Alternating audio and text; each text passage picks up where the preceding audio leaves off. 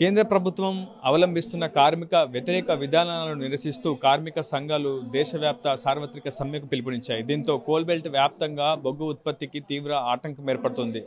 కేవలం ఒక్క రోజులోనే సుమారు 76 కోట్ల మేర నష్టం వాటిల్లబోతుందని సింగరేణి యాజమాన్యం ఇప్పటికే కార్మికులకు వాల్ పోస్టర్ల ద్వారా కూడా ప్రచారం నిర్వహిస్తూ సూచనలు జారీ చేస్తోంది. సింగరేణి కార్మికులకు ప్రయోజనాలకు సంబంధించినటువంటి ఎటువంటి అంశాలు డిమాండ్లు ప్రస్తుతం దేశవ్యాప్త సార్వత్రిక సమ్మెలో లేవని, ఖచ్చితంగా సమ్మెకు దూరంగా ఉండాలంటూ కూడా సింగరేణి యాజమాన్యం కార్మికులపై ఒత్తిడి తెచ్చే ప్రయత్నం చేస్తోంది. కేవలం ఒక్కరోజు సమ్మె కారణంగా 76 కోట్ల మేర నష్టం వాటిల్తుందని, 2 లక్షల మేర టన్నుల బొగ్గు ఉత్పత్తికి తీవ్రమైనటువంటి ఆటంకం ఏర్పడుతుందని సింగరేణి యాజమాన్యం చెప్తుంది. అసలు ఇంతకీ దేశవ్యాప్తంగా సార్వత్రిక సమ్మెకు జాతీయ కార్మిక సంఘాలు పిలుపునివ్వడంలో గల కారణాలు ఏంటి, వారి డిమాండ్స్ ఏంటి, మనం తెలుసుకునే ప్రయత్నం చేస్తున్నాం. మనకు అందుబాటులో కార్మిక సంఘం నేత, టీయూసీఏ నేత రామయ్య ఉన్నారు. ఆయనతో మాట్లాడే పూర్తి విషయాలు తెలుసుకునే ప్రయత్నం చేద్దాం. ప్రస్తుతం దేశవ్యాప్తంగా సార్వత్రిక సమ్మెకు కార్మిక సంఘాలు పిలుపునివ్వడానికి గల కారణాలు ఏంటి? అసలు ప్రధానంగా దేశవ్యాప్తంగా జాతీయ కార్మిక సంఘాలు పిలుపునివ్వటంలో ప్రధానంగా మోడీ సర్కార్ వస్తున్న లేబర్ కోడ్లను రద్దు చేయాలని, కాంట్రాక్ట్ కార్మికులను పర్మనెంట్ చేయాలని, రైతాంగం పండించిన ఉత్పత్తులకు గిట్టుబాటు ధర కల్పించాలని, అదేవిధంగా అనేక డిమాండ్ల మీద ఈ సమ్మె జరగబోతున్నది. ఈరోజు గోలేటి నుంచి మనుగూరు వరకు సింగరేణి కార్మిక వర్గం కూడా ఈ సమ్మెలో పాల్గొంటున్నారు. వాళ్ళు దాదాపు 30,000 మంది పర్మనెంట్ కార్మికులు ఉంటే ఇలా కాంట్రాక్ట్ కార్మికులు 25,000 పైచిలకు ఉన్నారు. అందరూ కూడా ఈ సమ్మెలో పాల్గొంటున్నారు. ఇలా కార్మిక వర్గం తమ హక్కుల కోసం, సమ్మె హక్కు రక్షణ కోసం, పారిశ్రామిక వివాదాల చట్టాన్ని రక్షించుకోవడం కోసం సమ్మెని సైరన్ని ఇలా మోగిస్తున్న కార్మిక వర్గానికి సమ్మె లేకుండా చేయాలనేది అయితే కేంద్ర ప్రభుత్వం ఆలోచన చేస్తుందో ఆ దుర్మార్గమైన విధానాలకు వ్యతిరేకంగా దేశంలో ఉన్న సమస్త రంగ కార్మిక వర్గం ఈ సమ్మెలో పాల్గొంటుంది. కాబట్టి మోడీ ప్రభుత్వం ఎప్పటికైనా తమ విధానాలు మార్చుకోవాలని కూడా మేము ఈ ప్రభుత్వానికి డిమాండ్ చేస్తున్నాం. గతంలోనే నిజానికి దేశవ్యాప్త సార్వత్రిక సమ్మెకు కార్మిక సంఘాలు పిలుపునిచ్చాయి, కానీ ఆ తర్వాత మళ్ళీ వాయిదా వేసుకున్నాయి. ఎందుకు గల కారణాలు ఏంటి? పహల్గామ్లో దాడి జరుగుతుంది అని ఇది వాయిదా వేసుకోవడం అనేది జరిగింది. కాబట్టి మళ్ళీ జూలై 9వ తారీఖు నాడు ఈ సమ్మెని సైరన్ మోగించాం. తప్ప దేశంలో జరుగుతున్న భద్రతలో కానీ, దేశంలో జరుగుతున్న అల్లర్లో కానీ వీటన్ని దృష్ట్యానే మేము వాయిదా వేసాం తప్ప ఇంకో మార్గం లేదు. ఇప్పటికైనా మోడీ ఆలోచన చేస్తారని ఆలోచించామని తప్ప మోడీ ఈరోజు వరకు ఆలోచన చేయట్లేదు. దూకుడుగా పార్లమెంట్లో మందబలం ఉందనే పేరుతోటి కార్మిక వర్గం రక్తాన్ని ధారపోసి సాధించుకున్న చట్టాలని ఒక్క కలంపోటుతోటి ఇలా తీసేస్తున్న పరిస్థితి. కాబట్టి ఈ విధానాలు అన్ని రంగాల కార్మిక వర్గానికి శాపంగా మారబోతుంది. కాబట్టి కార్మిక వర్గం అన్ని సంఘాలకు అతీతంగా రేపు జరగబోయే సమ్మెలో దేశవ్యాప్తంగా పాల్గొనబోతున్నారు. రవాణా రంగం, బొగ్గు రంగం, విద్యుత్ రంగం అన్ని రంగాలు కూడా స్తంభించబోతున్నాయి. కాబట్టి కార్మిక వర్గం యొక్క సమ్మెని ఇప్పటికైనా పాలకులు ఆలోచన చేయబోతే రాబోయే కాలంలో పెద్ద ఎత్తున ఆందోళనగా నిర్వహిస్తామని కూడా ఈ ప్రభుత్వాన్ని తెలియజేస్తున్నాం. వైపు ప్రపంచ దేశాల్లో ఆర్థిక వ్యవస్థలో భారత్ 3వ స్థానంలో ఇప్పటికీ నిలబెట్టుకుంది. అయితే మరింత స్థానాన్ని మెరుగుపరుచుకునేందుకు కావచ్చు, ప్రస్తుతం ప్రపంచవ్యాప్తంగా అనేక దేశాల్లో పోటీ పడేందుకు కావచ్చు, ఈజ్ ఆఫ్ డూయింగ్ బిజినెస్ని కేంద్ర ప్రభుత్వం ప్రవేశపెట్టింది. ఖచ్చితంగా అటు కార్మిక ఒక క్వాలిటీ ఆఫ్ ప్రొడక్షన్ తీసుకురావడమే కాదు, కార్మికుల్లో కూడా వారి సంక్షేమం కోసమే ఇటువంటి కార్యక్రమాలు చేపడుతున్నాం. 12 గంటలు పెంచడం ద్వారా కూడా దేశ తలసరి ఆదాయం అనేక విధాలుగా మెరుగుపడుతుందని చెప్పి కేంద్ర ప్రభుత్వం చెప్తుంది. ఇవన్నీ నిజాలు కాదంటారా? ప్రభుత్వం చెప్పే అన్ని కూడా ఈ నిజాలు కావు. ఇవాళ ఇతర దేశాలతోటి భారతదేశంలో కూడా ముందు పోతుందని చెప్తుంది. అసలు దీంట్లో జీడిపి రేట్లలో ఎంత ఉంది మన భారతదేశం? ఇలా కార్మికుల యొక్క కొనుగోలు శక్తి లేదు.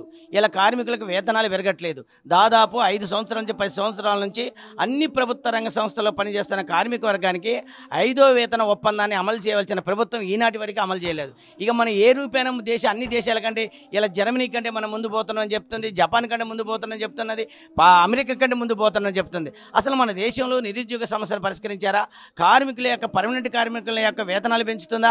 కాబట్టి ప్రభుత్వం చెప్పే మోసకారి మాటలే తప్ప ఇలా జీడిపి అభివృద్ధిలో కానీ, ఏ దేశం అభివృద్ధిలో కానీ ఈ రోజు వరకు మన దేశం ఎన్నో స్థానంలో ఉందో ఇలా ప్రజలందరూ గమనిస్తున్నారు. కాబట్టి మోడీ యొక్క మాయ మాటల్ని కార్మిక వర్గం ఇలా అర్థం చేసుకునే పరిస్థితి లేదు. ఈ విధానాలకు వ్యతిరేకంగా రాబోయే కాలంలో కార్మిక వర్గం పెద్ద ఎత్తున ఆందోళన చేస్తుంది, తమ హక్కుల్ని కాపాడుకుంటుందని కూడా మేము తెలియజేస్తున్నాం. దేశవ్యాప్త సార్వత్రిక సమ్మె వల్ల ఎటువంటి ప్రయోజనం కార్మికులకు చేకూరదని, సమ్మెలో పాల్గొనకూడదంటూ, సమ్మెకు దూరంగా ఉండాలంటూ కొన్ని ప్రభుత్వ అనుబంధ రంగ పరిశ్రమ సంస్థల యాజమాన్యాలు కూడా కార్మికులకు సూచనలు చెప్తున్నటువంటి పరిస్థితి. దీనిపై మీరు ఏం చెప్తారు? సమ్మె విషయంలో రేపు ఎటువంటి సూచనలు కార్మికులకు జారీ చేస్తారు? ఈ సమ్మె ఒక కార్మిక వర్గం యొక్కదే కాదు, అసంఘటిత కార్మిక వర్గం కాదు, ఇవాళ సంఘటిత కార్మిక వర్గానికి పెనుముప్పుగా రాబోతున్నది. సమ్మె హక్కు లేకుండా చేస్తుంది, కార్మిక సంఘాలు పెట్టుకునే హక్కు లేకుండా చేస్తుంది. ఇలా బొగ్గు గనులలో ఒకప్పుడు కార్మికులు 100 మంది ఉంటే సంఘం పెట్టుకునే హక్కు ఉండే, 7 ఉంటే సంఘం పెట్టుకునే హక్కు ఉండే. ఇవాళ 100 మంది ఒక పరిశ్రమలో ఉంటేనే సంఘం పెట్టుకునే హక్కు ఉంటుంది అంటుంది. అందుకని ఇవాళ సింగరేణి యాజమాన్యం ఇవాళ గోలేటి నుంచి మనుగూరు వరకు, సత్తుపల్లి, మనుగూరు, భద్రాద్రి కొత్తగూడెం, భూపాలపల్లి, గోదావరి కానీ అనేక ప్రాంతాల్లో ఇవాళ కార్మిక వర్గం స్వచ్ఛందంగా తమ హక్కులు, తమ విధులు, తమ సమ్మె హక్కు పోతుంది కాబట్టి స్వచ్ఛందంగా ఇవాళ కార్మిక వర్గం సమ్మెలో పాల్గొంటుంది. ఇవాళ అందుకని ఇవాళ సింగరేణి వ్యాప్తంగా ఇవాళ ఈ డిమాండ్లు మనకు సంబంధం లేవని ఇవాళ యాజమాన్యం దుష్ప్రచారం చేస్తుంది. ఇవాళ కార్మిక సంఘం పెట్టుకుని హక్కు లేకపోయినాక కార్మికుడు ఎట్ట బతకగలుగుతాడు? ఇవాళ శ్రమ చేస్తున్న ఉత్పత్తికారమైన కార్మికుడి యొక్క హక్కుని ఇవాళ కోల్పోతున్న పరిస్థితి కాబట్టి సింగరేణి యాజమాన్యం యొక్క దుష్ప్రచారాన్ని తిప్పికొడుతుంది. ఇవాళ అన్ని బొగ్గు బావులలో, అన్ని పిట్టి మీటింగులలో అన్ని జాతీయ కార్మిక సంఘాలు, TUCIతో సహా అందరూ పాల్గొంటున్న పరిస్థితి కాబట్టి ఇలాంటి దుష్ప్రచారానికి వ్యతిరేకంగా రేపు కార్మిక వర్గం సమ్మె సైరన్ మోగిస్తున్నారు. అన్ని ప్రభుత్వ రంగ సంస్థల కార్మిక వర్గం ఈ సమ్మెలో పాల్గొంటుంది కాబట్టి జూలై 9వ తారీఖు నాడు జరిగే సమ్మె కేంద్ర ప్రభుత్వానికి పెద్ద చెంపపెట్టు కాబోతుంది. కాబట్టి సమ్మెను జయప్రదం చేయాలని మరొక్కసారి అన్ని రంగాల కార్మిక వర్గానికి విజ్ఞప్తి చేస్తున్నాం. మొత్తంగా దేశవ్యాప్తంగా సార్వత్రిక సమ్మెకి ఇప్పటికే TUCI, IFTU, INTUC, AITUC, CITU వంటి SCW వంటి అనేక యూనియన్లు కూడా ప్రస్తుతం మద్దతు పలికాయి.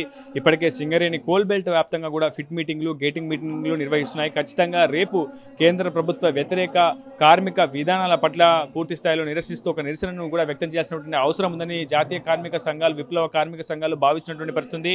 ఏది ఏమైనప్పటికీ రేపు జరగబోయే సమ్మెతో అటు దేశవ్యాప్తంగా తీవ్రమైనటువంటి నష్టం అయితే వాటిల్లబోతోంది. ఇప్పటికే అనేక ప్రభుత్వ, ప్రైవేటు, అనుబంధ కార్మిక పరిశ్రమలు కావచ్చు, సంస్థలు కావచ్చు తీవ్రమైనటువంటి నష్టాన్ని ఎదుర్కోబోతున్నటువంటి పరిస్థితి కనిపిస్తుంది. కేవలం రేపు ఒక్కరోజు సమ్మె కారణంగా సింగరేణి యాజమాన్యానికి 76 కోట్ల మేర నష్టం వాటిల్లబోతున్నట్లు అంచనా. ఇది వీడియో న్యూస్ నేంద్రవతో రిపోర్టర్ ఉదయ్, RTV ఖమ్మం నుంచి.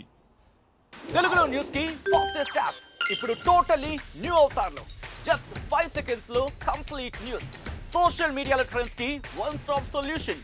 Live TV app voice search option తో ఇప్పుడే డౌన్లోడ్ చేయండి లేదా అప్డేట్ అయిపోండి. యాప్ లింక్ డిస్క్రిప్షన్ లో ఉంది.